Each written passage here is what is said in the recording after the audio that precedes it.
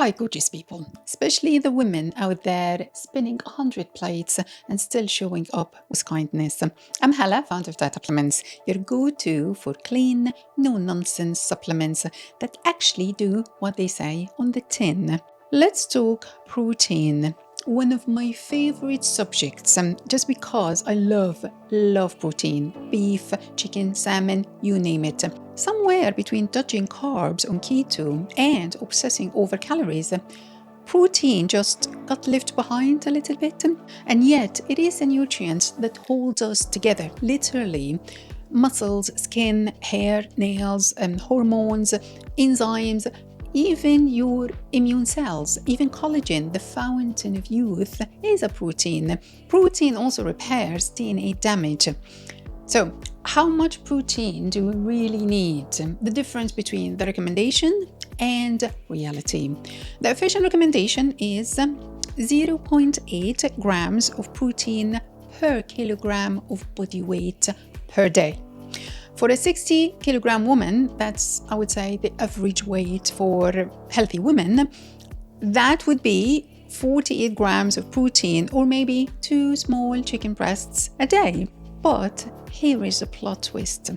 That number is a bare minimum to avoid deficiency.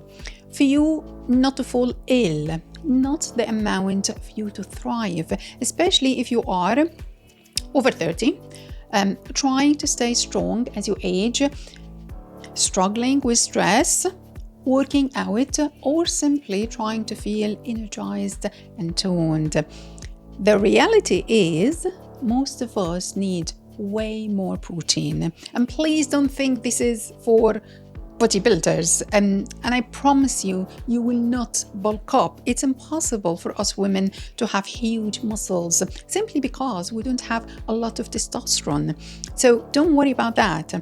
Now, studies show that 1.2 to 2 grams per kilogram of body weight is far more optimal, especially if you are over 40, when muscle mass starts to naturally decline, perimenopausal or postmenopausal, where muscle and metabolism both again slow down, lifting weights or doing any kind of strength training.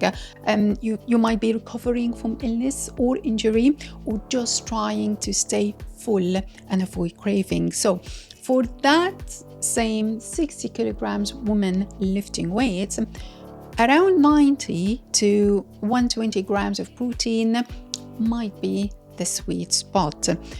That might sound a lot to you, and it is, but spread across 3 meals, it is doable.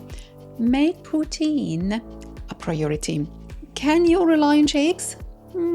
Maybe, if you really insist. I sell supplements, and one of our best sellers is marine collagen, which is pure protein, and it does maintain glowing skin beautifully. I mean, I use it, I'm 47, but honestly, your body still thrives best on whole food sources. Think steak, wild salmon, free-range eggs, organic chicken, all these lovely things. I personally not a fan of vegan protein powders, just because not because they are bad, but because many of them lack certain essential amino acids, like lysine, for example. That said, if you mix plant sources smartly, like pea proteins or lentils, you can still hit a very nice amino acid profile. So while powders and collagen have their place, especially on busy days, whole food sources remain your best foundation.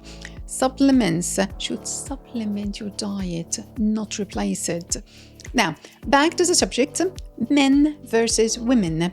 Is it different? Yes and no.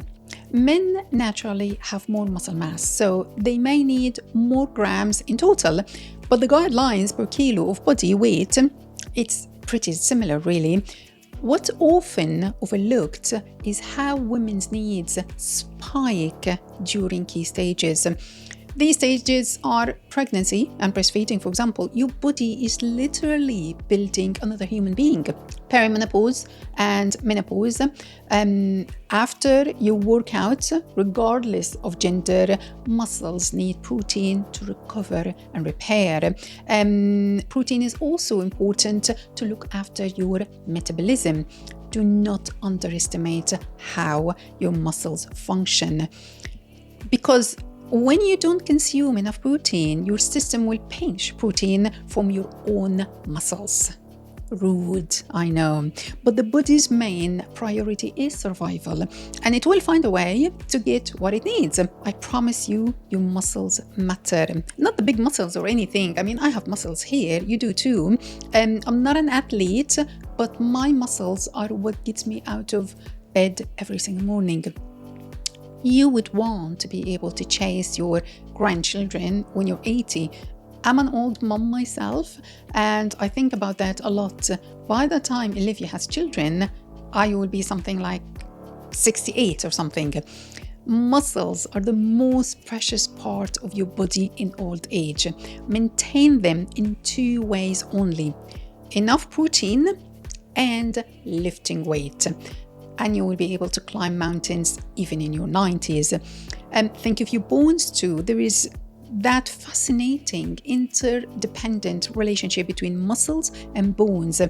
When your muscles are strong, your bones are strong as well.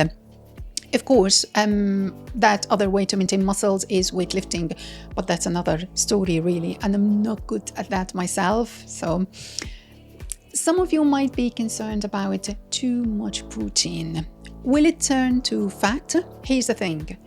Your upper limit intake for protein is 3.7 grams per 1 kilo of your body weight, which is really, really a lot. I can't imagine a human being consuming that much protein, especially that proteins are the most expensive food type.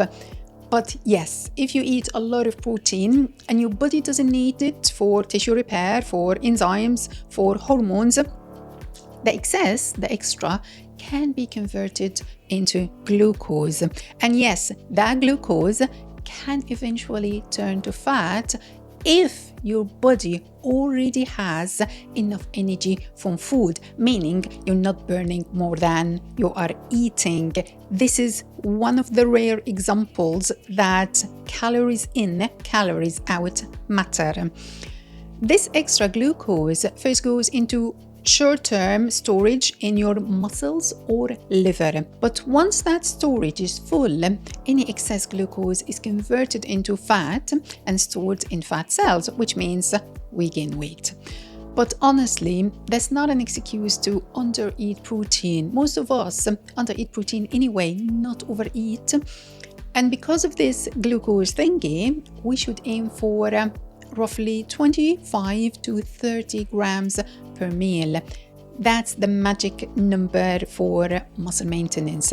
Your body is more efficient in processing this much on one go. So don't consume loads and loads in your main meal, then go free for the rest of the day, And because protein is super filling, it actually helps prevent overeating and blood sugar crashes. Now, you must be wondering how to hit your protein targets easily. It's not an easy task.